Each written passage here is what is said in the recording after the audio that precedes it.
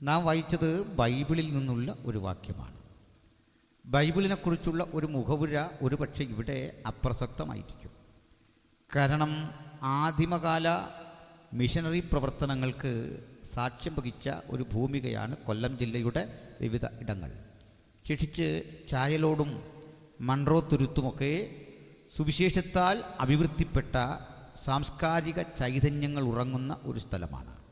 അതിൻ്റെ അനുരണങ്ങൾ പല വിധത്തിലും രൂപത്തിലുമൊക്കെ അതിൻ്റെ ഉപഭോക്താക്കളൊക്കെ ആയി തീരാൻ ഇവിടെയുള്ള ആളുകൾക്ക് ഭാഗ്യവും അവസരവും ഒക്കെ സിദ്ധിച്ചിട്ടുണ്ട്. അത്തരം ചരിത്ര വസ്തുക്കളിലൊക്കെ ഊന്നി ഞങ്ങൾ പരസ്യങ്ങളിലൊക്കെ ദൈവവചനം പ്രസംഗിക്കാറുമുണ്ട്. എന്നാൽ ഇതിന് ആവശ്യമായൊരു സന്ദർഭമോ സാഹചര്യമോ നമ്മുടെ മുമ്പിൽ ഇല്ല. എങ്കിലും ബൈബിൾ സംബന്ധിച്ചുള്ള ഒരു മുഖവുര ഈ ഗ്രാമത്തിന് ആമുഖരാത്രി ആയതുകൊണ്ട് കിട്ടുന്നത് ഒരു അധികമായ വസ്തുതയല്ല.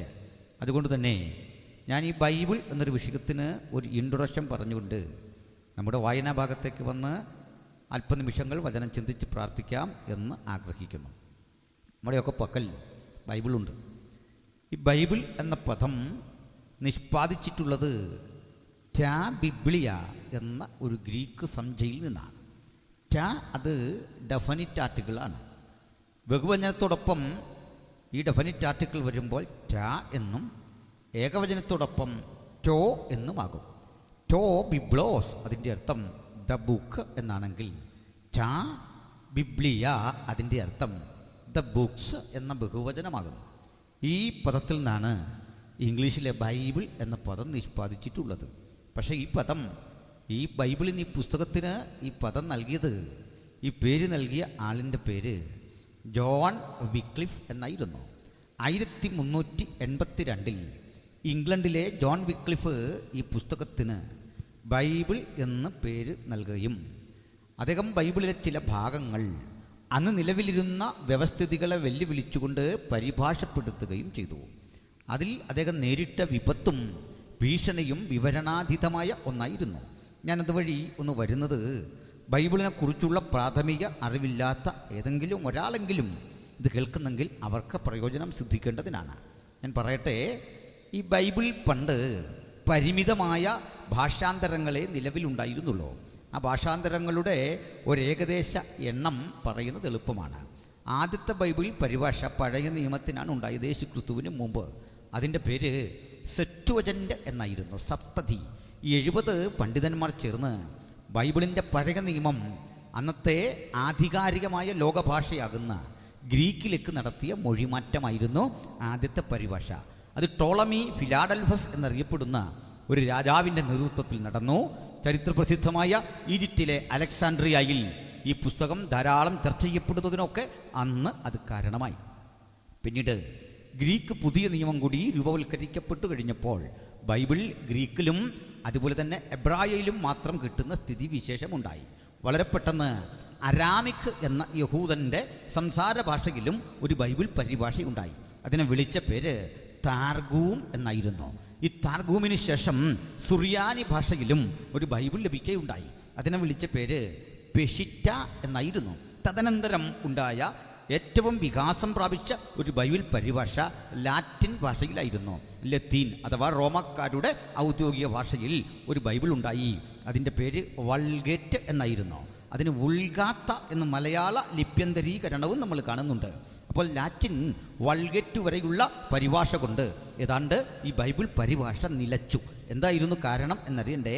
സുവിശേഷ വിരോധികളോ അക്രമികളോ ഭരണകൂടമോ എന്നും എതിർത്തിട്ടല്ല, മറിച്ച് അന്ന് ഇത് കൈകാര്യം ചെയ്യാൻ നിയോഗിക്കപ്പെട്ട റോമിലെ പ്രസിദ്ധന്മാരായ ആ ക്രൈസ്തവ സഭയുടെ മതമേധാവികൾ അരുളി ചെയ്തു, ഈ പുസ്തകം വ്യാഖ്യാനിക്കാനും അത് പഠിപ്പിക്കാനും പ്രസംഗിക്കാനുമുള്ള അധികാരം നിഷിദ്ധമായിട്ടുള്ളത് ഞങ്ങൾ പുരോഹിതന്മാരിലാണ്.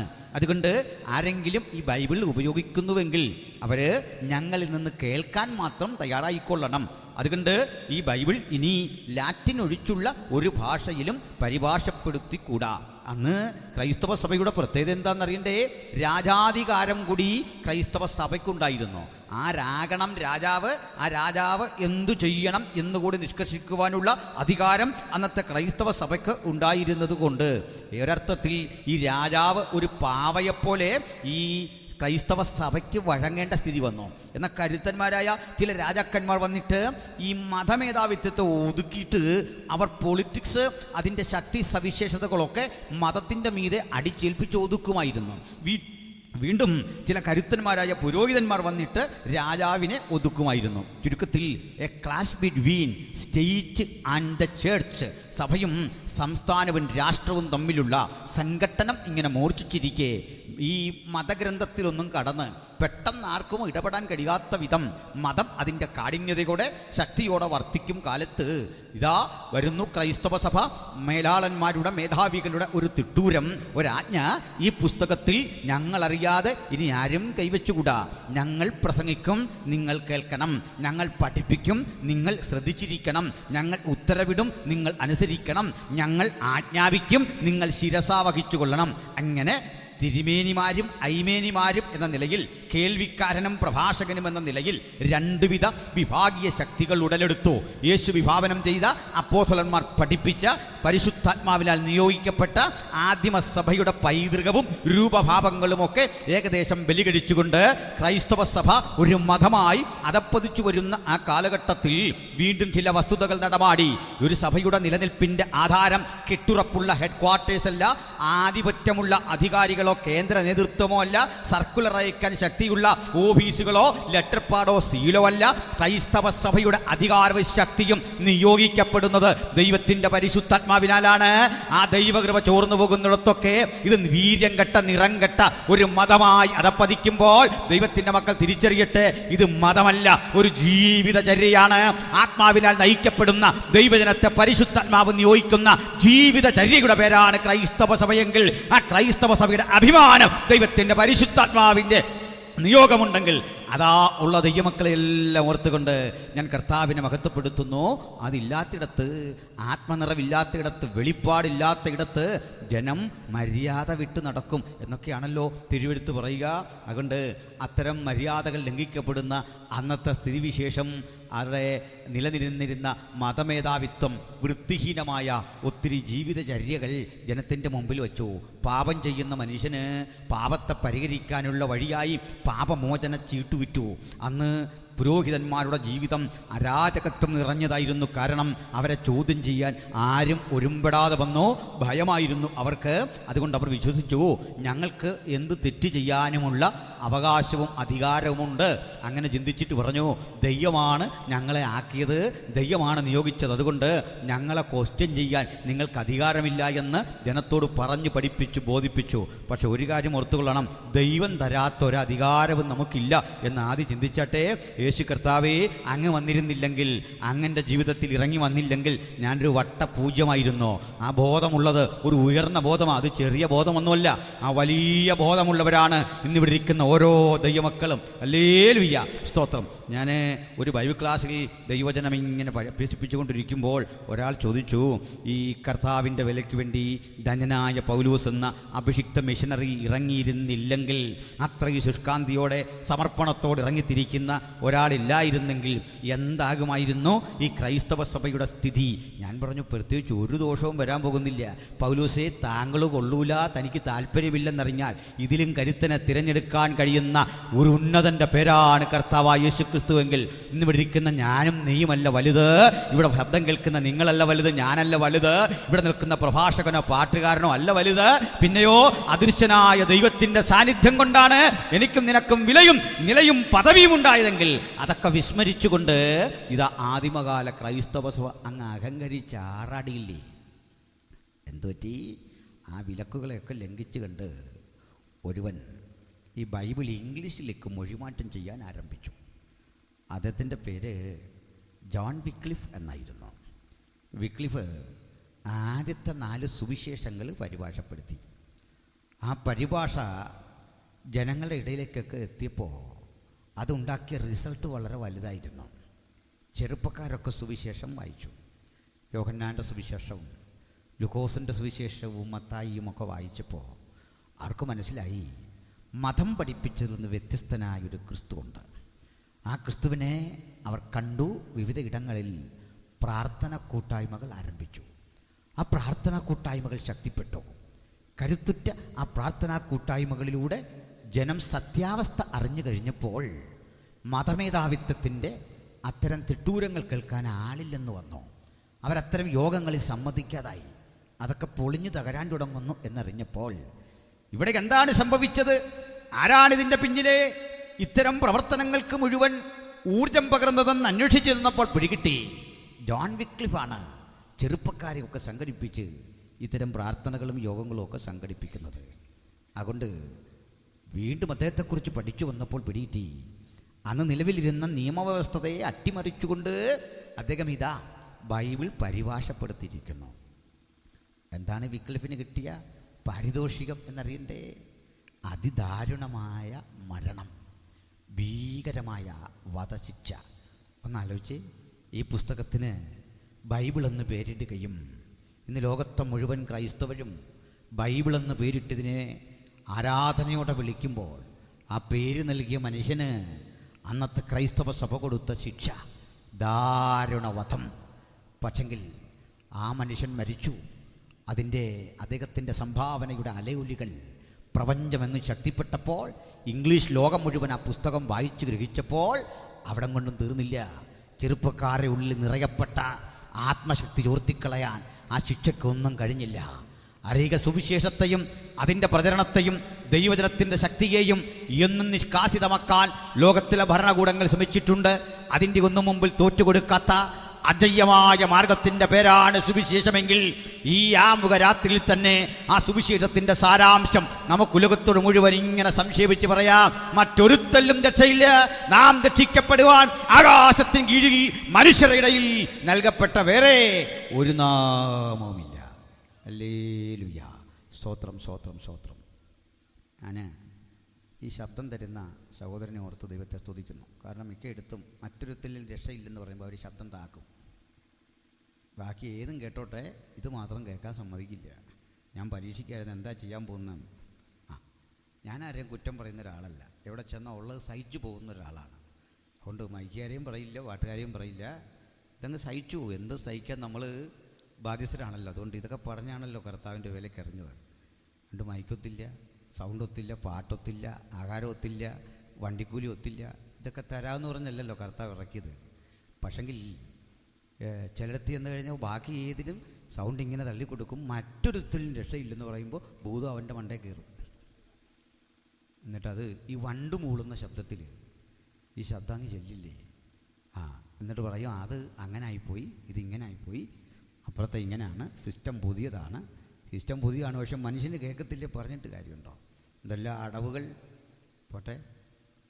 അപ്പോൾ അത് ഓർത്തപ്പോൾ ഒരു കഥ കൂടി പറയാം. നിങ്ങൾ ഉറങ്ങണ്ട. ഉറങ്ങണ്ട എന്ന് പറയാൻ കാരണം, ഞാൻ ഈ പ്രകോപിപ്പിച്ച ആളുകളെ കൊണ്ട് സ്തോത്രം പറയിപ്പിക്കുന്ന ഒരാളോ ഹല്ലേലൂയ പറയുന്ന ആളോ അല്ല. എല്ലാവരും ഹല്ലേലൂയ സ്തോത്രം പറയണം, പക്ഷെ അത് എൻ്റെ ചെലവിൽ വേണ്ട എന്ന് ചിന്തിച്ചൊരാളാണ് ഞാൻ. സ്വന്തം മനസ്സോടെ ദൈവത്തെ സ്തുതിക്കുന്ന എൻ്റെ ഒരു രീതി. അന്യൻ്റെ ചെലവിൽ ദൈവത്തെ സ്തുതിച്ചിട്ട് എന്താ ഗുണമുള്ളത്? നമ്മുടെ ചെലവിലാകട്ടെ സ്തോത്രവും ഹല്ലേലൂയയൊക്കെ. അതുകൊണ്ട് ചില ആളുകൾ ഈ സൗണ്ട് ചെക്ക് ചെയ്യാനാണ് പ്രൈസ്തലോട് പറയുന്നത്. ഹല്ലേലൂയയൊക്കെ പറഞ്ഞ് എന്തിനാ? എന്നിട്ട് എന്തെല്ലാം ഗോഷ്ഠികളായി ആരാധനയ്ക്കെന്ന് കാണിക്കണ്ടേ? വണ്ടിയുടെ വൈപ്പർ ആടുന്ന പോലെ നമ്മുടെ കൈയിട്ട് ആട്ടുക. എന്നിട്ട് പറയാ പോരെന്ന്. നമുക്കൊരു ഹല്ലേലൂയ പറഞ്ഞാണ്ട് പറയാ പോരാ. ഈ പോരെന്ന് തീരുമാനിക്കാൻ ഇങ്ങനാരാ? നമ്മുടെ സൃഷ്ടാവായ ദൈവത്തെ നമ്മൾ മനന്നൊന്ന് ആരാധിക്കുമ്പോൾ, സന്തോഷത്തോടെ ആരാധിക്കുമ്പോൾ കണ്ടവൻ പറയുക പോരെന്ന്. ഇതൊക്കെ മാറണ്ടേ? ഈ ശൈലിയൊക്കെ മാറണം.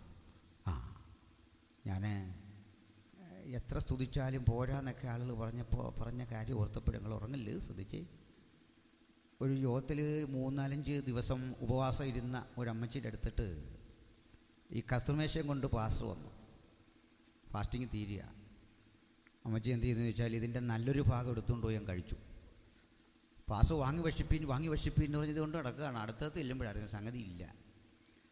പിന്നെ ദൈവാസനൊരു പരിജ്ഞാനം ഉള്ളതുകൊണ്ട് അദ്ദേഹം എങ്ങനെയോ വേറൊന്നും എടുത്ത് വെച്ച് അഡ്ജസ്റ്റ് ചെയ്ത് ആ കാര്യമെല്ലാം അങ്ങ് പരിഹരിച്ചിട്ട് ഈ വല്ലാതെ ഈ അപ്പത്തിൻ്റെ പാതി അടിച്ച് തീർത്ത അമ്മച്ചിയെ ഇത് കഴിഞ്ഞ് വിളിച്ചിട്ട് ചോദിച്ചു, അതെന്താ പണി ഞങ്ങളാ കാണിച്ചേ? അവരോട് എൻ്റെ ദൈവാസനെ, എൻ്റെ കർത്താവിൻ്റെ ശരീരം എത്ര തിന്നാലും എനിക്ക് മതി വരികയല്ല. മനസ്സിലായോ? വീണെടുത്തിടന്നുരുളുക. വിശന്നിതെല്ലാം അടിച്ചിട്ട് പറയും എൻ്റെ കർത്താവിൻ്റെ ശരീരം ഒരു വൈബ്രേഷനൊക്കെ ഇട്ട് പറയുക, എത്ര തിന്നാലും എനിക്ക് മതി വരികയില്ല.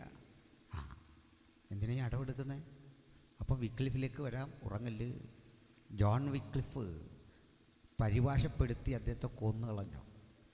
പക്ഷെ പ്രതികാരം അവിടെ കൊണ്ട് തീരാതെ 38 ആണ്ടുകൾക്ക് ശേഷം അദ്ദേഹം മരിച്ചുറങ്ങുന്ന കുഴിമാടം തുരന്ന് അസ്ഥികൾ പുറത്തെടുത്ത് കത്തിച്ച് ചാമ്പലാക്കി നദിയിലൊഴുക്കിക്കൊണ്ട് മതമേധാവിത്വം പറഞ്ഞു, ഞങ്ങളുടെ അനുമതി കൂടാതെ ഈ പുസ്തകത്തിൽ തൊടുന്നവൻ മരണം കൊണ്ടും ശിക്ഷ അവസാനിക്കില്ല, മറിച്ച് മരണശേഷവും ഞങ്ങൾ അവനെ പിന്തുടർന്നുകൊണ്ടിരിക്കും. പക്ഷെ വചനം പറയുന്ന അഭിഷിക്തന്റെ മരണശേഷവും അവൻ്റെ പ്രവൃത്തി അവനെ പിന്തുടർന്നുകൊണ്ടിരിക്കും. ഹല്ലേലൂയ. തീക്കുണ്ടത്തിലിട്ട് അസ്ഥിയെ കത്തിച്ച് കളഞ്ഞവന്റെ പേര് ചരിത്രം വിസ്മരിച്ച് കളഞ്ഞപ്പോൾ ജോൺ വിക്ലിഫിന്റെ പേര് ബൈബിൾ നിലനിൽക്കുന്നിടത്തോളം, പ്രഭാഷകരുള്ളിടത്തോളം ഉലകം മുഴുവൻ പ്രഘോഷിക്കപ്പെടാൻ കാരണം എന്താ? തൻ്റെ നാമത്തിൽ ജീവനെ സംരക്ഷിക്കാൻ ശ്രമിച്ചവനൊക്കെ അതിനെ കളഞ്ഞപ്പോൾ അതിനെ കളയാൻ തുനിഞ്ഞിറങ്ങിയവൻ്റെ ചരിത്രമെന്ന് ഓർമ്മപ്പെടുത്താൻ ദൈവത്തിന് ഹിതമായി. അതുതന്നെയാണ് കാരണം. അതുകൊണ്ട് പിന്നെയും കാലം മുമ്പോട്ട് പോയി. 1535 ആകുമ്പോഴേക്കും ഇംഗ്ലണ്ടിൽ മറ്റൊരുവനെ ദൈവം എഴുന്നേൽപ്പിച്ചു, വില്യം ടിൻഡെയിൽ. ടിൻഡെയിൽ ഒരു പ്രൊഫസറായിരുന്നു. അദ്ദേഹം പുതുനിയമം മുഴുവൻ ഇംഗ്ലീഷിലേക്കാക്കി, ലാറ്റിനിൽ നിന്ന്. അത്രയും ചെയ്തിട്ട് തദനന്തരം അദ്ദേഹം പഴയ നിയമത്തിലേക്ക് കൈയെടുത്തു വച്ചു. വാർത്ത അറിഞ്ഞു മതമേധാവിത്വം. ക്രൈസ്തവ സഭയാണ് അതിന് നേതൃത്വം കൊടുത്ത ആളുകളൊക്കെ വിളിച്ചു കൂട്ടി പറഞ്ഞു, താങ്കളൊരു പ്രൊഫസറല്ലേ, സാമാന്യ വിവരം വേണ്ടേ? എന്ത് വിവരം? ഞങ്ങളുടെ അനുമതിയും അറിവുമില്ലാതെ ഈ പുസ്തകം പരിഭാഷപ്പെടുത്താൻ താങ്കളോട് ആര് പറഞ്ഞു? അതുകൊണ്ട് എരിയുന്ന തീച്ചൂള കാണിച്ചിട്ട് പറഞ്ഞു, നീ എഴുതിയത് മുതൽ അതിൽ കത്തിച്ച് കളയണം, അല്ലെ നീ ആയിരിക്കും ചാമ്പലാവുക. മറുപടി, അല്ലയോ മതമേധാവിത്വമേ, ഞാനൊരു അധർമ്മിയോ ദുർമാർഗിയോ അല്ല. എൻ്റെ ഉടയവൻ്റെ വചനം എൻ്റെ ജനത്തിൻ്റെ സാമാന്യ ഭാഷയിൽ ഞാനെഴുതി പ്രചരിപ്പിച്ചത് ഒരു പാപമെങ്കിൽ അത്തരം കുറ്റം ആവർത്തിക്കാനാണ് എനിക്കിഷ്ടം. ഇന്ന് രാത്രി അത്തരം കുറ്റം ആവർത്തിക്കാൻ മനസ്സുള്ള ചിലരുടെ താല്പര്യത്തിന് സമർപ്പണത്തിനുമായി ഞാൻ ദൈവത്തെ സ്തുതിക്കുന്നു. ഈ പുസ്തകം പ്രസംഗിക്കുന്നതും പ്രചരിപ്പിക്കുന്നതും ഒരു കുറ്റമെന്ന് ലോകത്താര് വിധി കൽപ്പിച്ചാലും അത്തരം കുറ്റം ചെയ്യാൻ മടിയില്ലാത്ത ഒരു പുതിയ ജനതയുടെ ആവിർഭാവത്തിന് ഈ ഗ്രാമം ഒരുങ്ങട്ടെ, യൗവനക്കാർ ഒരുങ്ങട്ടെ. അത് തന്നെ സംഭവിച്ചു. അദ്ദേഹത്തെ പിടിച്ചു കത്തിച്ച് ചാമ്പലാക്കി. അദ്ദേഹം മരണത്തിന് മുമ്പ് ഒന്നുകൂടി വിളിച്ചു പറഞ്ഞു, അല്ലയോ മതമേധാവിത്വമേ, നിങ്ങൾ എന്നെ കത്തിച്ച് ചാമ്പലാക്കുക. എന്നെ കത്തിച്ച് ഈ തീച്ചൂളയിൽ കത്തി അമർന്ന് ഞാൻ തീരുമ്പോൾ ഈ ചാരത്തിൽ നിന്ന് ഒരു കഴുകൻ ചിറകടിച്ചു പറക്കും. ആ കഴുകൻ യൂറോപ്പിൻ്റെ ആത്മീക മണ്ഡലത്തെ മുഴുവൻ ശുദ്ധീകരിച്ചുകൊണ്ട് അനന്തവിഹായസിലൂടെ ചിറകടിച്ച് തലങ്ങും വിലങ്ങും പറക്കും. അവൻ്റെ ചിറകടി ശബ്ദത്തിൻ്റെ മുമ്പിൽ മതമേധാവിത്വത്തിൻ്റെ ഉഗ്രപ്രതാപങ്ങൾ തകർന്നടിയും, കോട്ടകൊത്തളങ്ങൾ ഇടിഞ്ഞു വീഴും. അവൻ്റെ ചിറകടി ശബ്ദത്തെ വരിഞ്ഞു മുറുക്കിക്കെട്ടാൻ ലോകത്തിലൊരു ശക്തിക്ക് സാധിക്കില്ല. എന്തുപറ്റി? രാജ്യം ഭരിക്കുന്ന ചക്രവർത്തി തിരുമനസിന്റെ ഹൃദയത്തെ ദൈവമുണർത്തി, രാജാവിൻ്റെ ഹൃദയത്തെ ദൈവമുണർത്തി. 1561 ആയപ്പോൾ രാജ്യം ഭരിക്കുന്ന ചക്രവർത്തിയില്ലേ ജെയിംസ് രാജാവ്, ആ രാജാവിന് തോന്നി ഈ പുസ്തകം ഒന്ന് വായിക്കണം. അദ്ദേഹം കൊട്ടാരത്തിൽ നിന്ന് പണം കൊടുത്ത് 47 വിദഗ്ധ പണ്ഡിതന്മാരെ വരുത്തിക്കൊണ്ട് മുഴുവൻ ബൈബിളും ഔദ്യോഗികമായി പ്രസിദ്ധം ചെയ്തു. അങ്ങനെ നമുക്കൊരു ബൈബിൾ കിട്ടി. Authorised king James version, James രാജാവിൻ്റെ പരിഭാഷ. അതൊന്നും ഉള്ളതിൽ നല്ലൊരു പരിഭാഷയാണ്. എങ്കിലും ഞാൻ കണ്ടുപിടിച്ച ഒരു ചെറിയ കുറ്റം പറയാതിരിക്കാൻ വയ്യല്ലോ. ഞാൻ എഴുതുന്ന ആളാന്നൊക്കെ പറഞ്ഞുകൊണ്ട് എനിക്കൊരു മുൻകൂർ ജാമ്യമുണ്ട്, അതുകൊണ്ട് പറയാം. ഇതിനകത്ത് ഈ പരിഭാഷപ്പെടുത്തി വരുന്നവന്മാരൊരു പണി ചെയ്തു. അവർക്ക് ഈ രാജാവിനോടുള്ള പ്രീതിയും ഭക്തിയും നിമിത്തം യാക്കോബിൻ്റെ പേര് തിരുത്തി കളഞ്ഞു ജെയിംസ് എന്ന്. പുതിയ നിയമത്തിലെ ജേക്കബിന് പകരം എന്താക്കി? ജെയിംസ്. കാരണം രാജാവിൻ്റെ പേരും ജെയിംസാ. ഇരിക്കട്ടെ ചക്രവർത്തി, ഞങ്ങളുടെ വകുപ്പിൽ നിനക്കൊരു മഹത്വം. നോക്കണേ, അതുകൂടി ദൈവമക്കളൊന്നും അറിഞ്ഞിരിക്കണം. ഇത്തരം മഹത്വത്തിനൊന്നും ഈ പുസ്തകം വിട്ടുകൊടുക്കാൻ പാടില്ല. അതിനൊരു അപ്രമാദിത്വമുണ്ട്. പോകട്ടെ, സ്തോത്രം. എനിക്ക് മുമ്പോട്ട് പോകണം. വീണ്ടും ഇതാ അതൊക്കെ അവിടെ നിൽക്കട്ടെ. 1516 1611 KJV authorised king James version ഉണ്ടാകുന്നത്. സായിപ്പിൻ്റെ കഥയും ചരിത്രമൊക്കെ അവിടെ നിൽക്കട്ടെ. പക്ഷേ ഈ സായിപ്പ് ഈ പുസ്തകം കാണുന്നതിന് മുമ്പ്, ഇത് പഠിക്കുന്നതിന് മുമ്പ്, ഇത് പഠിക്കാനും വായിക്കാനുമൊക്കെ ഭാഗ്യം സിദ്ധിച്ചവൻ്റെ പേരാണ് മലയാളി. നമുക്ക് സംശയമുണ്ടോ? അതുകൊണ്ടാണ് മൂലഭാഷയോട് ഏറ്റവും പൊരുത്തപ്പെടുന്നത് മലയാളത്തിനാണ്. മാത്യു അല്ല ശരി, മത്തായി ആണ് ശരി. മനസ്സിലാകുന്നോ? ലൂക്കല്ല ശരി, ലൂക്കോസാണ് ശരി. യോഹന്നാനാണ് മൂലഭാഷയോട് ചേർന്ന് നിൽക്കുന്നത്. യുഹാന, അതാണ് ശരി പ്രയോഗം. ബെർ യുഹാന ശിമോൻ. നോക്കണം, the son of John, son of John എന്നൊക്കെ ഇംഗ്ലീഷിൽ കിടക്കുക. ബെർ യുഹാന ശിമോൻ, സൺ ഓഫ് സൈമൺ. സൈമൺ അല്ല ശരി, ശിമോനാണ് ശരി. അതൊക്കെ എങ്ങനെ വന്നു എന്ന് നമുക്കൊന്ന് പതുക്കെ ചിന്തിച്ചു പോവാം. നിങ്ങൾക്ക് സന്തോഷമല്ലേ?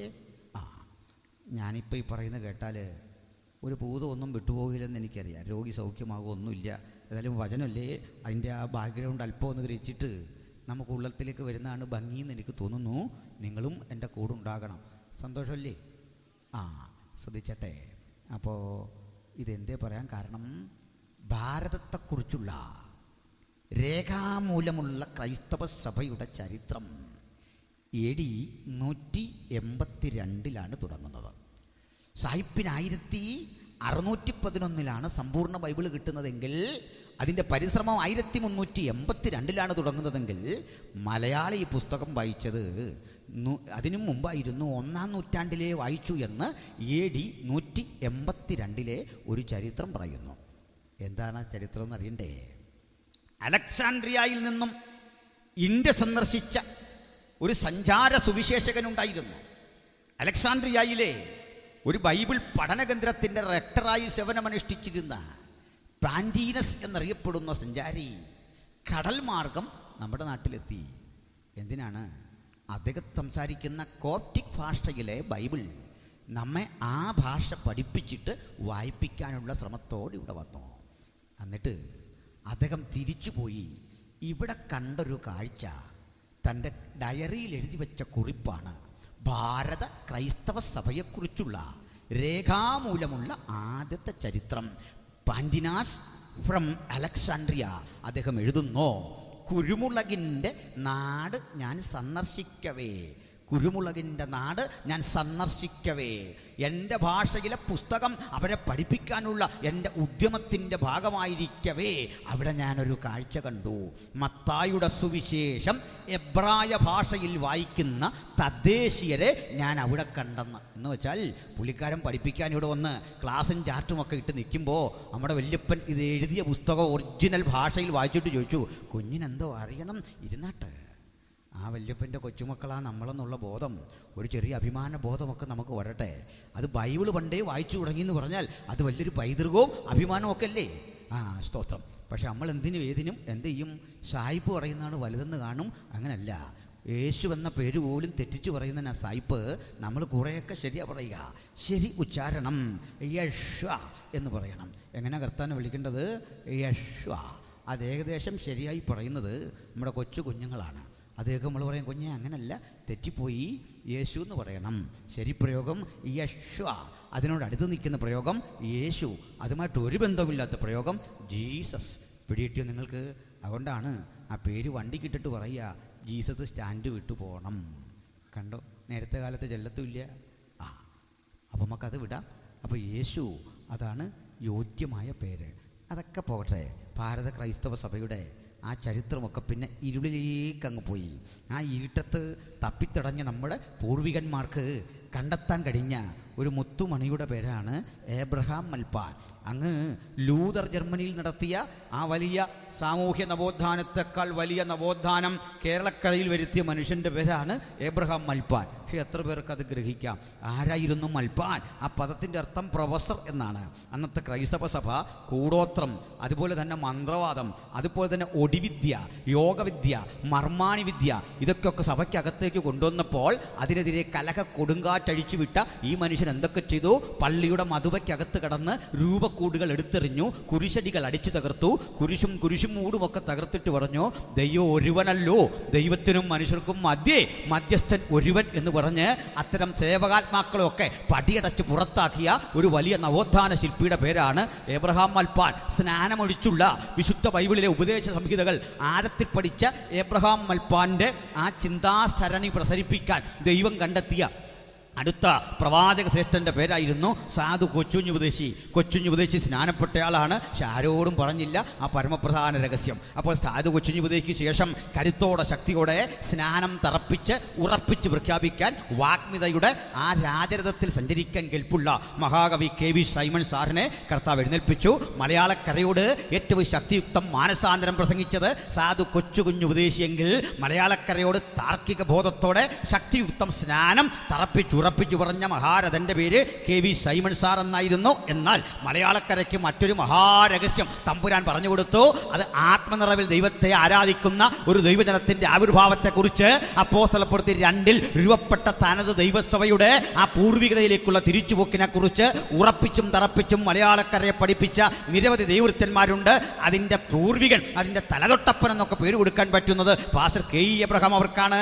തമിഴ് മനസ്സ് ഉപദേശിയുണ്ട്, ഡേവിഡ് ഉപദേശിയുണ്ട്, നിരവധി ആളുകളുടെ ചരിത്രം, ജോൺ ക്രിസ്ത്യൻ അരുളപ്പനുണ്ട്. പക്ഷേ അതിൻ്റെ ചരിത്ര വൈതൃകം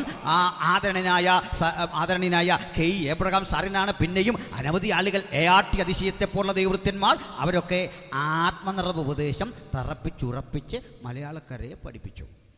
അങ്ങനെയാണ് നമ്മളിവിടെ വന്നത്. അല്ല, ചരിത്രമില്ലാത്തവരല്ല, ഇത്രയും ചരിത്രമുള്ള ആർക്കാ.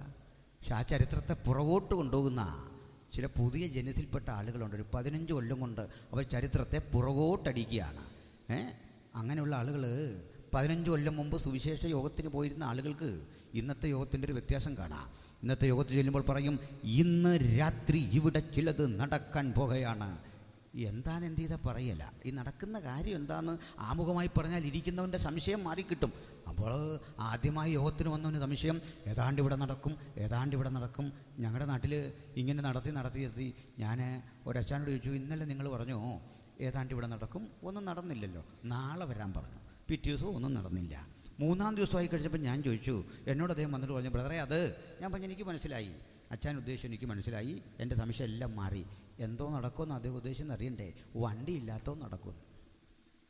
അതെനിക്ക് പിടിയിട്ട് ഇന്ന് രാത്രി ചിലത് നടക്കും. ഇതൊരു 15 കൊല്ലമായുള്ളൂ ഈ നടപ്പ് തുടങ്ങിയിട്ട്. അതിനുമ്പ് വചനമായിരുന്നു. ഇത്തരം യോഗങ്ങളുടെ ഒക്കെ ഒരു അനുഗ്രഹവും സന്തോഷവും ഒക്കെ. ഹല്ലേലൂയ. നമുക്കത്തരം പൂർവികതയിലേക്കൊന്ന് തിരിച്ചു പോകണം. അതല്ലേ എൻ്റെ സന്തോഷം.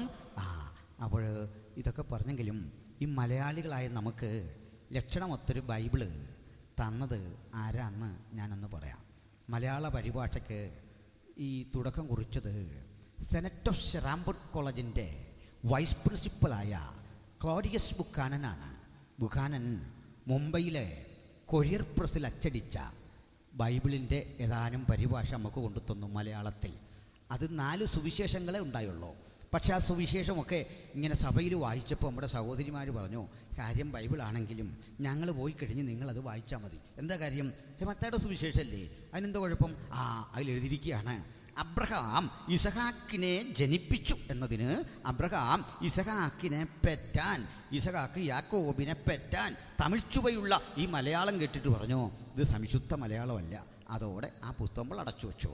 എന്നാൽ കാലം കുറേ മുമ്പോട്ട് പോയപ്പോൾ 1819 ആകുമ്പോഴേക്കും കോട്ടയത്തെ CMS കോളേജിൻ്റെ പ്രിൻസിപ്പലായി മാറിയ റവറൻഡ് ബെഞ്ചമിൻ ബെയ്ലി, അദ്ദേഹം കൊല്ലനെ വിളിച്ച് അച്ചൊക്കെ സ്വയം നിരത്തി ഉണ്ടാക്കി അതിൽ അക്ഷരങ്ങളെല്ലാം കൃത്യമായി പണി കഴിപ്പിച്ച് ഒരച്ചുകൂടം ആദ്യമായി കോട്ടയത്ത് സ്ഥാപിച്ചു. നോക്കണം, അങ്ങനെ കോട്ടയത്ത് അച്ചുകൂടമൊക്കെ സ്ഥാപിച്ചിട്ട് ഇതൊന്ന് പരിഭാഷപ്പെടുത്താൻ വേണ്ടി ആളെ തിരക്കി നടന്നു. ഒറ്റ പെന്തിക്കുസാരനെ കിട്ടിയില്ല, ഒറ്റ ബ്രദറുകാരനെയോ യാക്കോബക്കാരനെയോ കത്തോലിക്കനോ ഒന്നും കിട്ടിയില്ല നമുക്കൊരു മലയാള ബൈബിൾ തരാൻ. അദ്ദേഹം ചെന്നിട്ട് അതിന് സമീപിച്ചത് 2 ഹൈന്ദവ സഹോദരന്മാരെയാണ്.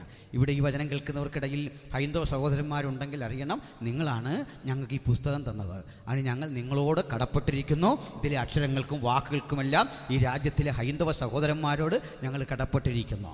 ഈ വചനം കേൾക്കുന്നവർക്കിടയിൽ CSI സഭയിൽപ്പെട്ടവരുണ്ടെങ്കിൽ, ലൂഥറൻ സഭയിൽപ്പെട്ടവരുണ്ടെങ്കിൽ, ആംഗ്ലിക്കൻ സഭയിൽപ്പെട്ടവരുണ്ടെങ്കിൽ നിങ്ങളോടും ഞങ്ങൾ കടപ്പെട്ടിരിക്കുന്നു. നിങ്ങളാണ് പണം മുടക്കി ഈ പുസ്തകം പ്രസിദ്ധം ചെയ്തത്. ബെഞ്ചമിൻ ബെയ്ലി അന്നത്തെ ആംഗ്ലിക്കൻ സഭയുടെ മിഷണറിയായി ഇവിടെ പ്രവർത്തിക്കാൻ വന്നതാണ്. പോട്ടെ, അദ്ദേഹം ഈ പരിഭാഷയ്ക്ക് വേണ്ടി ചെന്ന് കണ്ടുപിടിച്ചത് 3 പേരെയാണ്.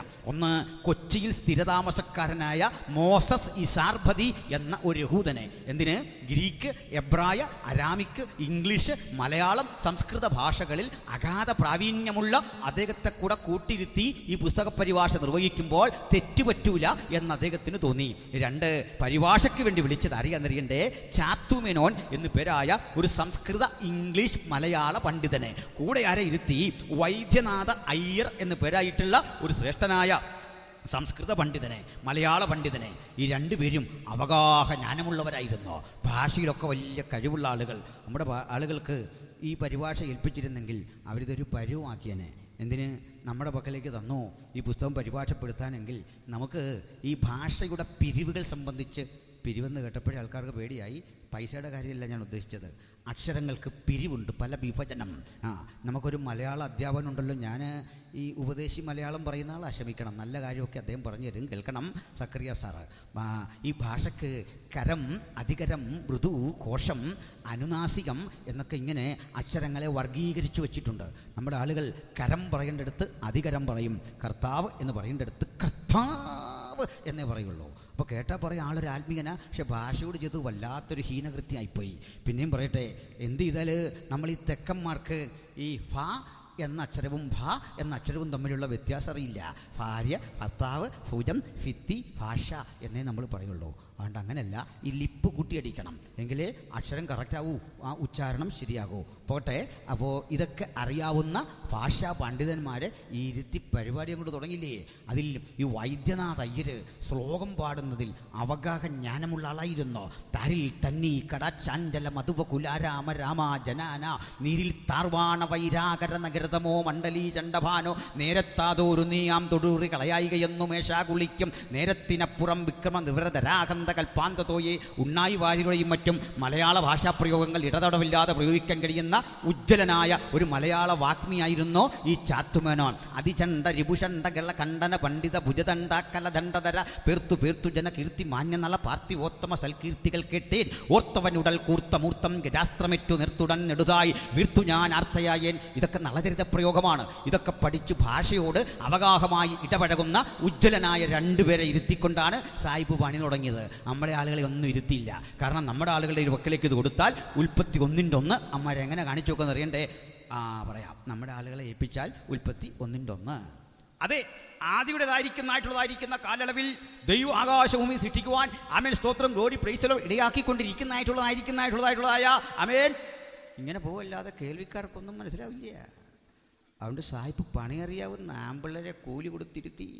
അതിൽ ഈ ചാത്തുമേനോൻ ഒരു വലിയ അക്ഷരഭക്തനായിരുന്നു. സരസ്വതി പൂജ, വാരിധി തന്നിൽ തിരമാലകൾ എന്ന പോലെ ഭാരതി പദാവലി തോന്നണം കാലേ കാലേ എന്നൊക്കെ പ്രാർത്ഥിച്ച് ബൈബിള് പരിഭാഷ, ചന്ദനക്കുറി അണിഞ്ഞ്, തുളസി കതിരണിഞ്ഞ്, ഇഷ്ടദേവത പ്രാർത്ഥന കഴിഞ്ഞ് ശുദ്ധവൃത്തി വരുത്തി മാത്രമേ ഈ ബൈബിള് കൈകാര്യം ചെയ്യുള്ളൂ. പേടി വരുന്ന നിങ്ങൾക്ക്? നമുക്കുണ്ടോ ഇത്രയും ഭക്തി? അദ്ദേഹം പറഞ്ഞു, യേശുവും ഒരു ദേവനാണ്, ക്രിസ്തു ഭഗവാന് എനിക്കിഷ്ടമാണ്. അദ്ദേഹത്തിൻ്റെ പരിഭാഷയുടെ സ്വാധീനമാണ് ഇരമ്യാവിലും മറ്റും കാണുന്ന യഥാ മാതാ തഥാ പുത്രി ഈ പ്രയോഗങ്ങളൊക്കെ സംസ്കൃതമാണ്. അപ്പോൾ അദ്ദേഹം അങ്ങനെ പ്രാർത്ഥിച്ചും പഠിച്ചും വചനമൊക്കെ ഗ്രഹിച്ചിങ്ങനെ പോകുമ്പോൾ എല്ലാ ദൈവങ്ങളോടും പ്രാർത്ഥിക്കും, യേശുവിനോടും പ്രാർത്ഥിക്കും.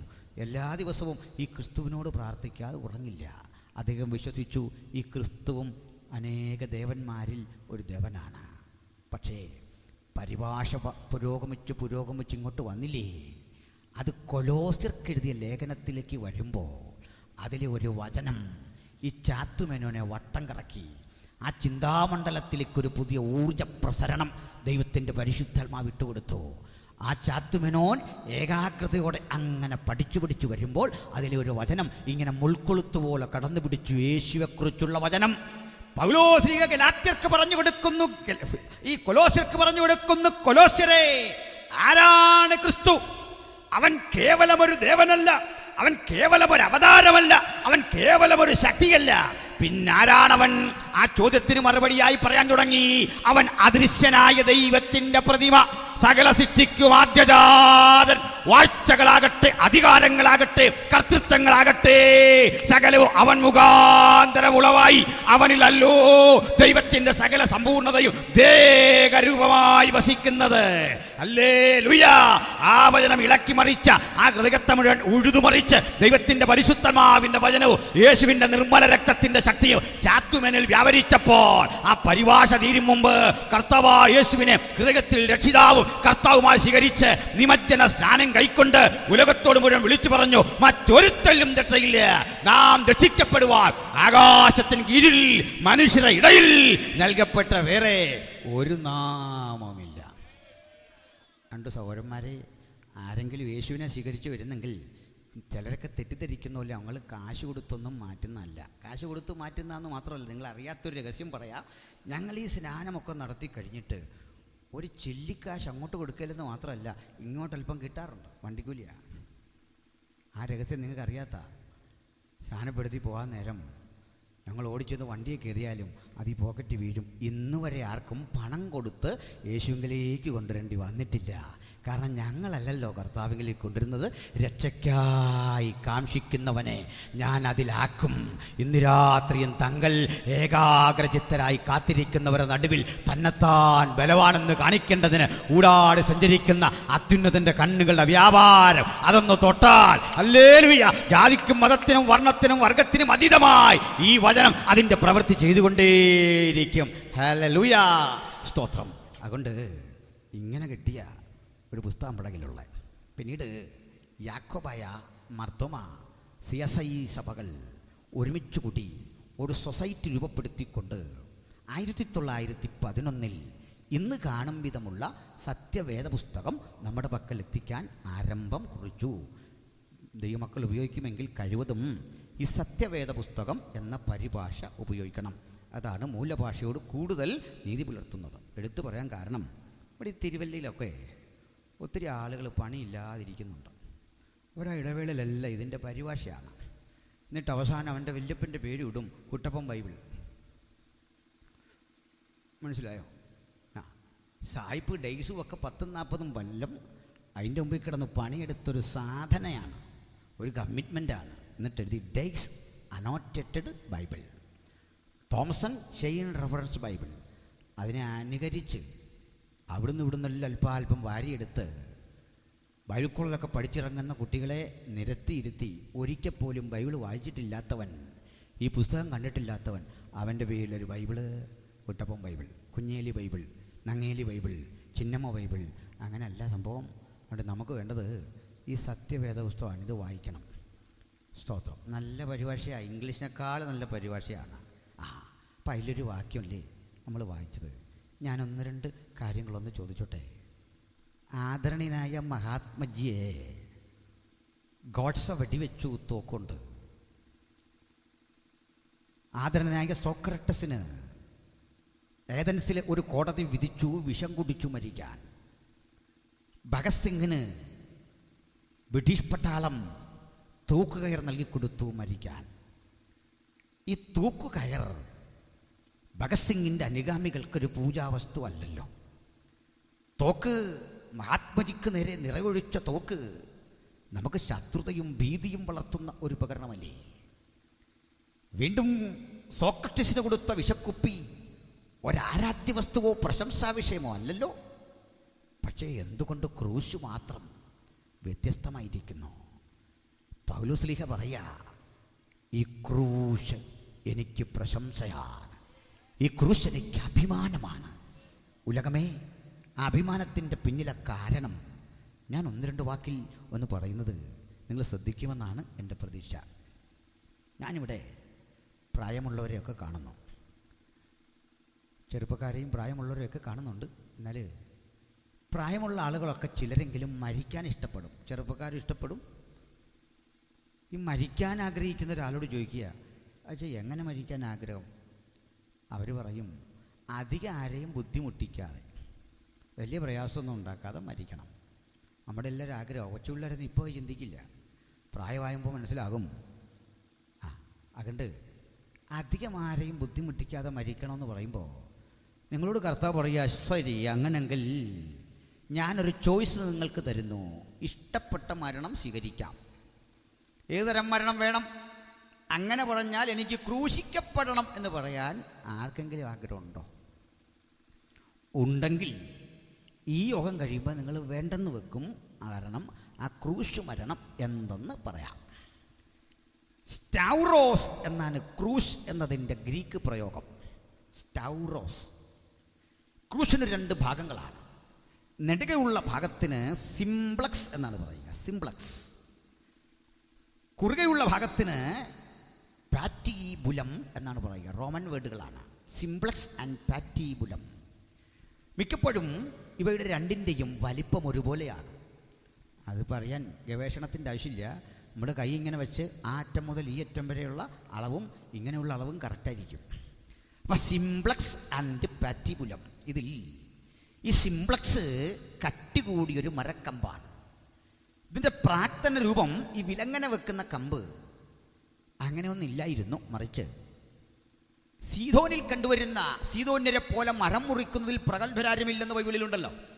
ഫിനീഷ്യ എന്ന് പിൽക്കാലത്ത് വിളിച്ച സീതോൻ, ആ സീതോനിൽ വളർന്നു വരുന്ന യാക്ക എന്നു പേരായൊരു മരമുണ്ട്.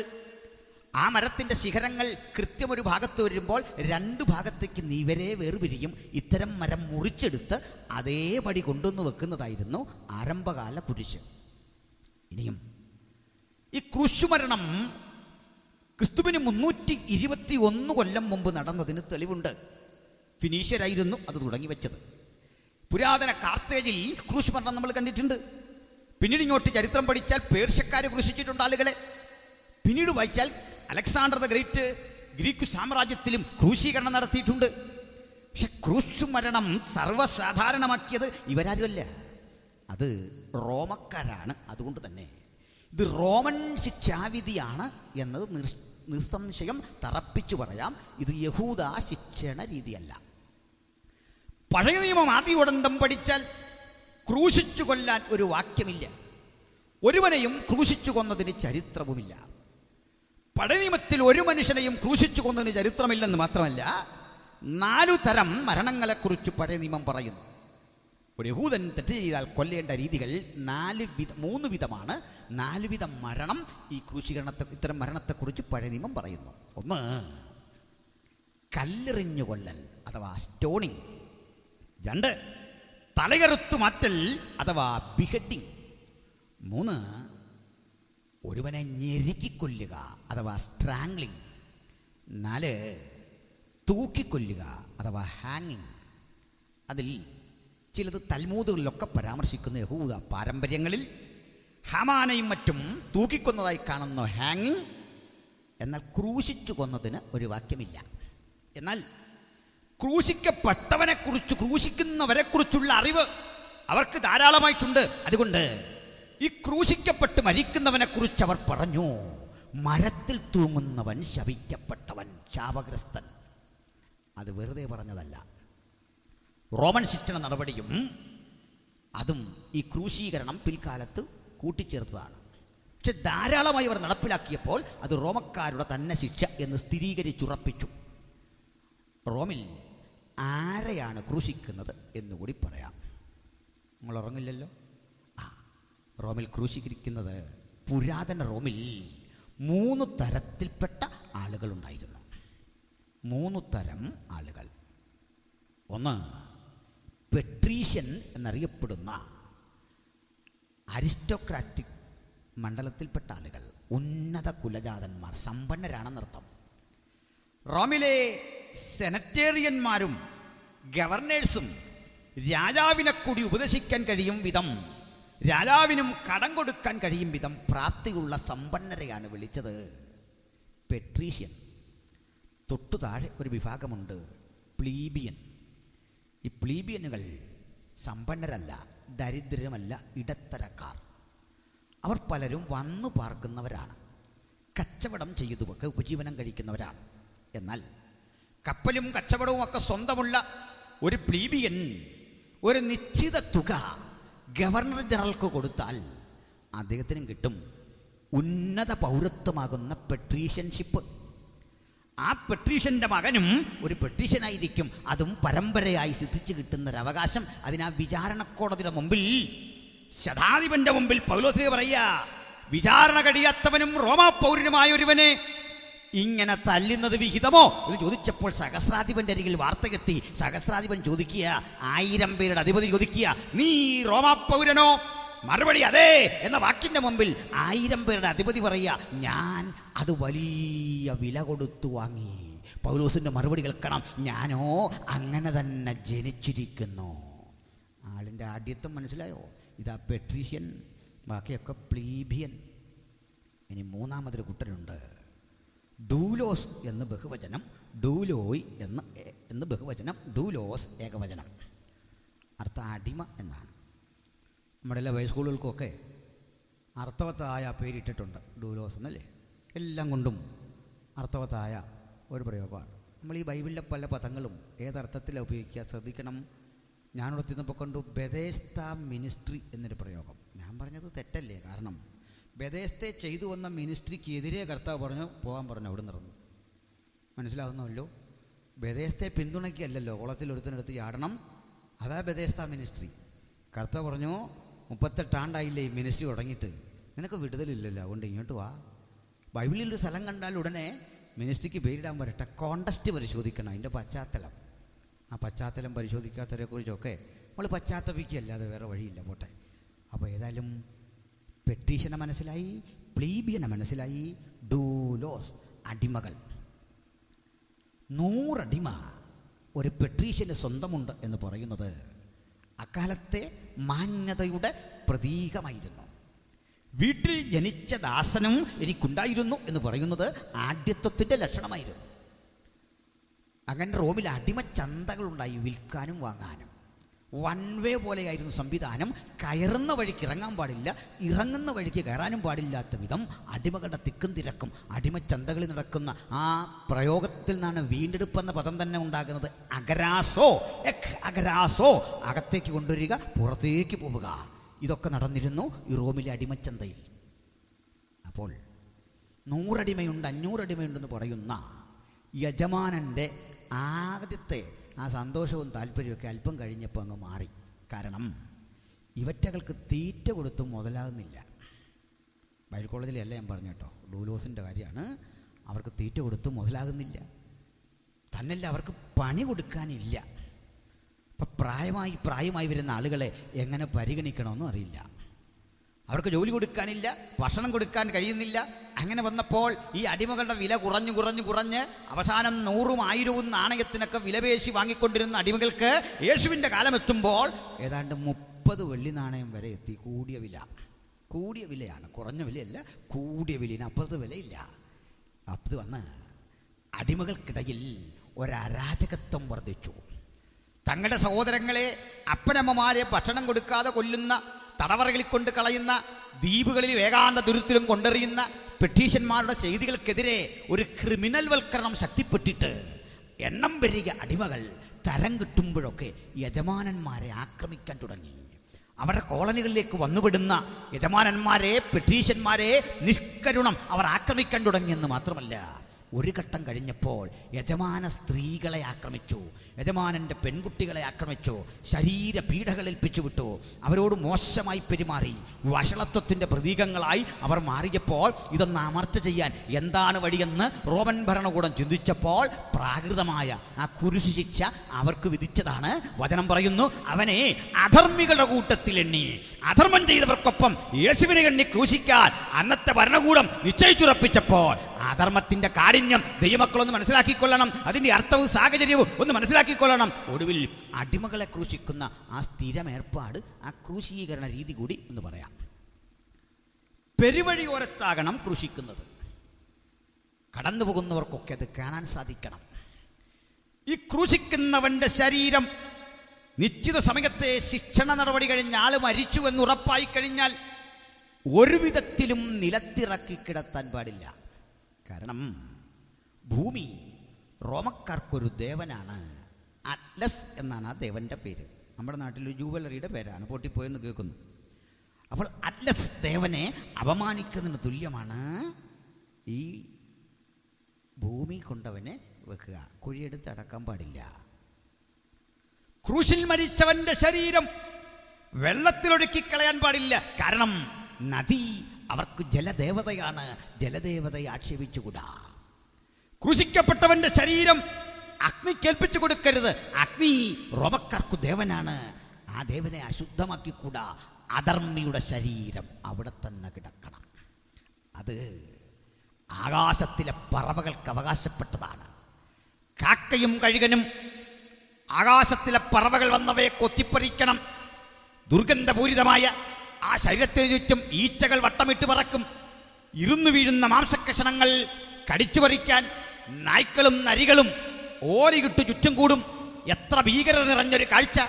അതുകൊണ്ട് ആ വഴിത്താരയുടെ മനുഷ്യൻ പിഞ്ചോമനകളുടെ കൈപിടിച്ചൊക്കെ വരുമ്പോൾ, ഈ മരണം നടക്കുന്ന, ക്രൂശ് മരണം നടക്കുന്ന മലയടിവാരത്തും താഴ്വാരങ്ങളിലും കൂടിയൊക്കെ വരുമ്പോൾ അടുത്തേക്ക് വരുന്ന കൊച്ചുമക്കൾ അപ്പനോട് ചോദിക്കും, അപ്പാ ഒരു വല്ലാത്ത ദുർഗന്ധം, അസഹനീയ ദുർഗന്ധം.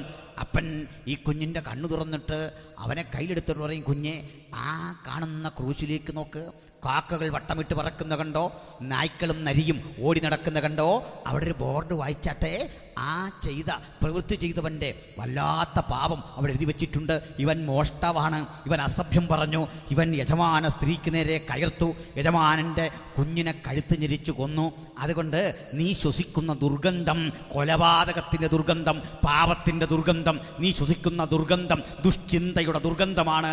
പാപത്തിൻ്റെ ദുർഗന്ധം ശ്വസിക്കൊണ്ട് അതിൻ്റെ കാരണക്കാരനായ ആ മനുഷ്യനെ ശപിക്കണം. അതുകൊണ്ട് കടന്നു പോകുന്നവരൊക്കെ ഈ ക്രൂശിൽ കിടന്നവനെ കണ്ട് ശപിച്ച് ചീത്ത പറഞ്ഞ് പുലഭ്യം പറഞ്ഞ് ഇതുവഴി ഇങ്ങനെ കടന്നു പോകുന്നതാണ് ക്രൂശിക്കപ്പെടുന്ന ഒരുവന്റെ ദാരുണ മരണത്തിന്റെ സ്ഥിതിയെങ്കിൽ ഇത് കണ്ട ചരിത്രകാരനായ സ്ട്രാബോ എഴുതി വെച്ചു, ഞാൻ കണ്ടതിൽ, ഞാൻ മനസ്സിലാക്കിയതിൽ ഏറ്റവും ക്രൂരമായ, ഏറ്റവും ബീഭത്സമായ മരണം അതാണ് ക്രൂശ് മരണം. അതുകൊണ്ട് ഇന്ന് രാത്രി വചനം കേൾക്കുന്ന പ്രിയപ്പെട്ടവരെ, ഈ ക്രൂശ് മരണം ഏതളവിൽ എങ്ങനെയൊക്കെ ആവർത്തിച്ചാലും ഭീകരതയുടെ, കഴുകന്മാർ വട്ടമിട്ട് പറക്കുന്ന മൃഗീയതയുടെ, അതിലുപരി ഈ ശരീരം പോലും കല്ലറയിൽ വെക്കാനാവാത്ത വിധം നിയമക്കുരുക്കുകളുടെ അനിശ്ചിതത്വത്തിന്റെ ഒരു സൂചന ദർശിക്കാൻ കഴിയുമെങ്കിൽ ലോകം മുഴുവൻ അത് കണ്ടിട്ട് പറയും, അയ്യോ കിരാതം. സ്ട്രാബോയെപ്പോലുള്ള ചരിത്രകാരന്മാർ പറയും, അയ്യോ ബീവത്സം, അത് ഭീകരം, ആർക്കും ഇത് സംഭവിക്കരുത്, ശത്രുവിന് പോലും ഇത് ഭവിക്കരുതെന്ന് പറയുമ്പോൾ ആ ക്രൂശിന്റെ അർത്ഥം ഗ്രഹിച്ച പൗലോസ്ലിഹ നമ്മെ പഠിപ്പിക്കുകയാണ്, ലോകമേ തെറ്റിദ്ധരിക്കരുത്, അത് തോൽവി അടഞ്ഞവന്റെ മരണമല്ല, ജയമെടുത്തവന്റെ മരണം. ശത്രുക്കളെ മുഴുവൻ, തനിക്കെതിരെ നിലകൊണ്ട ദുഷ്ടശക്തികളെ മുഴുവൻ, അന്ധകാരത്തിന്റെ ആ ദുർഘട ശക്തികളെ മുഴുവൻ ഒരുമിച്ച് ക്രൂശിൽ തോൽപ്പിച്ച് പരസ്യമായി ജയോത്സവം കൊണ്ടാടിയവന്റെ തികത്തിന്റെ മരണമായതുകൊണ്ട് ആ മരണത്തിന്റെ അർത്ഥവും ആഴവും തിരിച്ചറിയുന്ന പൗലോസ്ലിഹ വിളിച്ചു പറയുകയാണ്, എനിക്കോ നമ്മുടെ കർത്താവായ യേശുക്രിസ്തുവിന്റെ ക്രൂശിൽ അല്ലാതെ പ്രശംസിക്കുവാൻ ഇടവരരുത്. ഈ ക്രൂശിന്റെ മഹത്വം ഈ രാത്രി തിരിച്ചറിയുന്ന ദൈവമക്കളെ അറിയുക, ഈ മരണം കേവലം യാദൃച്ഛിക മരണമല്ല. Hallelujah, hallelujah. അതുകൊണ്ട് ഞങ്ങൾ പറയും, പിറവി കൊണ്ട ക്രിസ്തുവിനേക്കാൾ, കടലിന്മീതെ നടന്ന ക്രിസ്തുവിനേക്കാൾ, അഞ്ചപ്പം കൊണ്ട് 5000 തൃപ്തിപ്പെടുത്തിയ ക്രിസ്തുവിനേക്കാൾ, ആയിരങ്ങളെ പ്രസംഗത്താൽ സ്വാധീനിച്ച ക്രിസ്തുവിനേക്കാൾ, പത്രോസിന്റെ അമ്മാവിയമ്മയെ സുഖപ്പെടുത്തിയ ക്രിസ്തുവിനേക്കാൾ ഞങ്ങളുടെ ആവേശം ക്രൂശിക്കപ്പെട്ട ക്രിസ്തുവാണ്. ഞങ്ങളുടെ പ്രസംഗത്തിന്റെ കാതൽ ക്രൂശിക്കപ്പെട്ട ക്രിസ്തുവാണ്. എനിക്കോ നമ്മുടെ കർത്താവായ യേശുക്രിസ്തുവിന്റെ ക്രൂശ് പ്രശംസയാണ്. എന്തേ പ്രശംസിക്കാൻ കാരണം? ആ പ്രശംസ ഭൂമി കൊണ്ട് തീരില്ല. ആ പ്രശംസ ഈ സപ്തസമുദ്രങ്ങളും അലയടിക്കുന്ന മനോഹര പ്രപഞ്ചത്തിന്റെ ഈ പരിമിതി കൊണ്ട് തീരില്ല. ഹല്ലേലൂയ. സ്വർഗാദി സ്വർഗത്തിലും പ്രശംസിക്കപ്പെടുന്ന ഒരു പ്രമേയമാണ് ക്രൂശ്. എന്തേ പറയാൻ കാരണം? സ്വർഗത്തിലും ഒരു പാട്ടുണ്ട്. ആ സ്വർഗത്തിലെ പാട്ടിൽ ദൂതഗണങ്ങൾ ആലപിക്കുന്ന മനോഹര സംഗീതത്തിന്റെ ഉള്ളടക്കം, ആ പ്രമേയം നിങ്ങൾ ശ്രദ്ധിച്ചിട്ടുണ്ടോ? ആ പ്രമേയം സ്വർഗത്തിന്റെ മനോഹാരിതയല്ല, ജീവവൃക്ഷത്തിന്റെ ഫലത്തെക്കുറിച്ചുള്ള പ്രശംസയല്ല, അതുവഴി ഒഴുകുന്ന മനോഹര നീരൊഴുക്കുകളെ കുറിച്ചല്ല, കുഞ്ഞാട് നമ്മെ മേയിച്ചു കൊണ്ടുപോകുന്ന ജീവജല നദിയുടെ ആ ഉറവിങ്കിലേക്കുള്ള യാത്രയെ കുറിച്ചല്ല. സ്വർഗത്തിലും പാടുന്ന പാട്ട്, ആ പാട്ടിലും കേൾക്കുകയാണ്, നീ അറുക്കപ്പെട്ടു, നിന്റെ രക്തം കൊണ്ട് സകല ഗോത്രത്തിൽ നിന്നും ഭാഷയിൽ നിന്നും ജാതിയിൽ നിന്നും വംശത്തിൽ നിന്നുമുള്ള ഞങ്ങളെ ദൈവത്തിനായി വിലക്കി വാങ്ങിയെങ്കിൽ സ്വർഗത്തിലും പ്രശംസിക്കപ്പെടുന്ന പാട്ട് ക്രൂശിക്കപ്പെട്ടവനെ കുറിച്ചുള്ള പാട്ടെങ്കിൽ ക്രൂശ് ജയത്തിന്റെ ചിഹ്നമാണ്. ഹല്ലേലൂയ, സ്തോത്രം. അതുകൊണ്ട് ഈ ക്രൂശ് ഒരു യാദൃച്ഛിക സംഭവമായിരുന്നില്ല. ക്രൂശ് മരണം മുൻകൂട്ടി നിശ്ചയിച്ചുറപ്പിച്ചതായിരുന്നു. ഇതിൽ ലളിതമായൊരു മരണം, ആഴ്ചകൾക്കപ്പുറത്ത് യേശുവിനെ തേടി വന്നതാ കല്ലെറിഞ്ഞുള്ള മരണം. അവർ അവനെ കല്ലെറിവാൻ തയ്യാറായി. കല്ലെടുത്തു. എറിവാൻ കല്ലെടുത്തപ്പോൾ യേശു അവിടെ നിന്ന് അകന്നു കളഞ്ഞു. എന്തതിൻ്റെ അർത്ഥം? ക്രൂശ് തൻ്റെ അരികിലേക്ക് വരുമ്പോൾ യേശു കരനീട്ടി കൊടുത്തിട്ട് പറഞ്ഞു, എന്നെ ക്രൂശിക്കുക. അതിൻ്റെ അർത്ഥം അവിടുന്ന് തിരഞ്ഞെടുത്ത മരണം അത് യാദൃച്ഛികമായിരുന്നില്ല. വചനം കേൾക്കുന്ന പ്രിയപ്പെട്ടവരെ, ആ ക്രൂശിക്കപ്പെട്ടവൻ ആ മരണം തിരഞ്ഞെടുക്കാൻ കാരണം അത് പിതാവിൻ്റെ തിരുഹിതത്തിലെ പദ്ധതിയായിരുന്നു. അവിടുത്തെ ഹിതത്തിലെ പദ്ധതി അത് എന്ത് എന്ന് പറഞ്ഞ് നമുക്ക് ഈ യോഗം പ്രാർത്ഥിച്ച് അവസാനിപ്പിക്കാം. സ്തോത്രം. മനുഷ്യനോടുള്ള ദൈവത്തിൻ്റെ സ്നേഹം പ്രകടമാക്കാനാണ് യേശു കാൽവരിയുടെ കൊല്ലമരത്തിൽ ക്രൂശിക്കപ്പെട്ടത്. എങ്ങനെ? യോഹന്നാൻ പറയുന്നു, കാൺവീൻ, നാം ദൈവമക്കൾ എന്ന് വിളിക്കപ്പെടുവാൻ എത്ര വലിയ സ്നേഹം പിതാവ് നമുക്ക് നൽകിയിരിക്കുന്നു. ഇതുവരെ കൊടുത്തതെല്ലാം ഒന്നും ഗുണമില്ലാത്ത സ്തോത്രമാണ്, ഒരു കാശിനും കൊള്ളാത്ത ആരാധനയാണ്. എൻ്റെ ആരാധനയുടെ വലിപ്പം കണ്ടല്ല അവൻ എന്നെ സ്നേഹിച്ചത്. എത്ര പേർ തിരിച്ചറിയുന്നു, ഞാൻ കൊടുത്തതൊന്നും അവൻ്റെ സ്നേഹത്തിൻ്റെ മുമ്പിൽ മതിയാകയില്ല.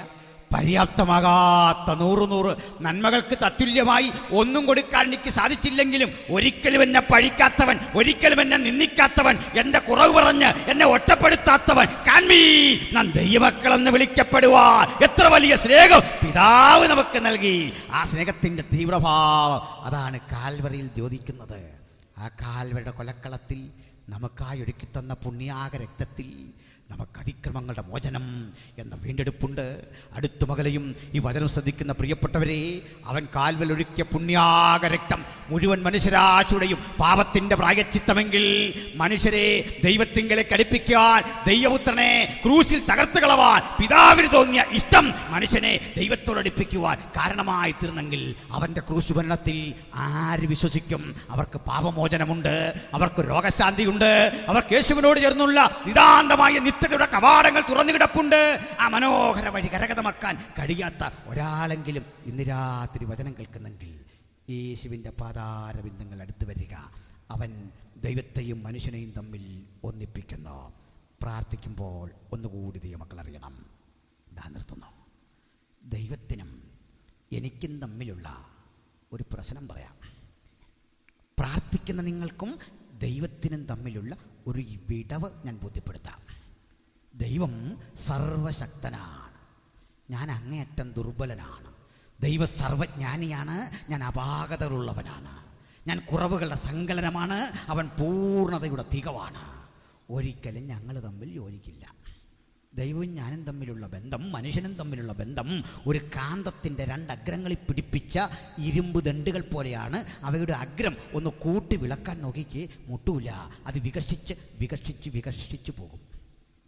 അതല്ലേ സത്യം? ഇതുപോലെ ദൈവവും ഞാനും. ഞാൻ ശ്രമിച്ച് ദൈവത്തിൻ്റെ അരികിലേക്ക് അങ്ങോട്ട് ചൊല്ലുമ്പോൾ അവൻ്റെ വിശുദ്ധി നിമിത്തം എനിക്കവനെ സ്പർശിക്കാനാവാതെ അവൻ അകന്നകന്നകന്ന് മാറും. അവൻ എന്നിലേക്ക് ഇറങ്ങി വരുമ്പോൾ ഞാൻ പറയും, അയ്യോ വരരുത്, ഞാൻ അശുദ്ധ മനുഷ്യൻ, കുറവുള്ള മനുഷ്യൻ, എന്നിലേക്ക് വരരുത് പ്ലീസ്. എന്നെയും ദൈവത്തെയും തമ്മിൽ യോജിപ്പിക്കാൻ ഒരു മധ്യസ്ഥൻ ആവശ്യമുണ്ട്, ഇടിവിൽ നിൽക്കാൻ ഒരു വ്യക്തിയെ ആവശ്യമുണ്ട്. പക്ഷേ ആ വ്യക്തിക്ക് ചില യോഗ്യത വേണം. എന്താണ് ആ യോഗ്യത എന്നറിയണ്ടേ? ഞാനും ഈ പാസും തമ്മിൽ ഒരു തർക്കമുണ്ടായെന്ന് കുട്ടിക്കോ, ഈ തർക്കത്തിന് മാധ്യസ്ഥം വഹിക്കാൻ നിങ്ങൾക്ക് കഴിയണമെന്നുണ്ടെങ്കിൽ എൻ്റെ ന്യായം നിഷേധിക്കാൻ പാടില്ല, പാസ്റ്ററുടെ ന്യായം നിഷേധിക്കാൻ പാടില്ല. ഞങ്ങൾക്ക് ഇരുവർക്കും ഒരുപോലെ ന്യായം പാലിച്ച് തരണമെങ്കിൽ ഈ വരുന്ന മധ്യസ്ഥന് എൻ്റെയും ഈ ദൈവദാസൻ്റെയും മനസ്സ് ഒരുപോലെ അറിയാനായിട്ട് സാധിക്കണം. ഞങ്ങൾക്ക് രണ്ടിനും മധ്യ നിൽക്കുന്ന ആൾക്ക് സ്വന്തം കഴിവിനാൽ ഈ പ്രശ്നം പരിഹരിക്കുന്ന നീതിബോധമുള്ള ആളായിരിക്കണം.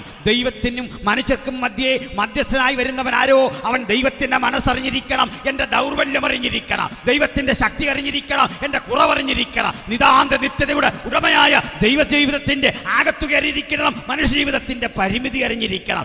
എന്തു ചെയ്യും? എനിക്കും ദൈവത്തിനും മധ്യേ നിൽക്കാൻ കെൽപ്പുള്ള ഒരൊറ്റ മധ്യസ്ഥനും ഉലകത്തിൽ ഇന്നുവരെ ജന്മം കൊണ്ടിട്ടില്ല. ഉലകത്തിൽ അതിനാർക്കും സാധിക്കയില്ല. ദൈവത്തെയും മനുഷ്യരെയും തമ്മിൽ അകറ്റുന്ന ഈ വലിയ വിടവ് നികത്താൻ എന്താണ് വഴി? അതിനൊരു ഉദാഹരണം പറഞ്ഞതാ ഇങ്ങനെ അവസാനിപ്പിക്കാം. അടുക്കാത്ത 2 ഘടകങ്ങളെ അടുപ്പിക്കുന്നതിനാണല്ലോ മധ്യസ്ഥൻ വേണ്ടത്. എന്താണ് ആ മധ്യസ്ഥൻ്റെ പ്രത്യേകത അറിയുക? കോർട്ടും ഗവൺമെൻറ്റും തമ്മിൽ ഒരു തർക്കമുണ്ടായി, കോടതിയും ഗവൺമെൻറ്റും തമ്മിൽ. നോക്കണം, 400 പരം കുട്ടികൾ എഞ്ചിനീയറിംഗിന് പരീക്ഷ എഴുതി, പക്ഷെ കോളേജിന് അഫിലിയേഷൻ ഇല്ല. അഫിലിയേഷൻ ഇല്ലാതെ വരുമ്പോൾ UGC അംഗീകരിക്കുന്നില്ല, കോഴ്സിന് അക്രഡിറ്റേഷൻ ഇല്ല. ഇതാ അവർ കോടതിയെ സമീപിച്ചിരിക്കുന്നു, കോടതി ഉത്തരവിട്ടിരിക്കുന്നു, ഈ കുട്ടികളെ സ്വീകരിക്കാൻ പാടില്ല. ഗവൺമെൻറ് വാദിക്കുന്നു, അയ്യോ അവരുടെ ഭാവി പോകുന്ന വിഷയമാണ്. ഗവൺമെൻറ് വക്കീൽ പറയുന്നു, ബഹുമാനപ്പെട്ട കോർട്ട് ഇതൊന്ന് അക്സെപ്റ്റ് ചെയ്തേ പറ്റൂ, ഈ കുഞ്ഞുങ്ങളുടെ ഭാവി പരിപാടിയിലാകും. UGC പറയും സാധ്യമല്ല, നോംസ് തെറ്റിച്ചിരിക്കുന്നു, നിയമപരമായ ആ കടമ്പകളൊക്കെ അവർ തെറ്റിച്ചിരിക്കുന്നു. കോടതി എങ്ങനെ വിധി പറയുമെന്ന് അറിയണ്ടേ? കോടതിക്ക് കരുണയല്ല, നീതിബോധമാണ്.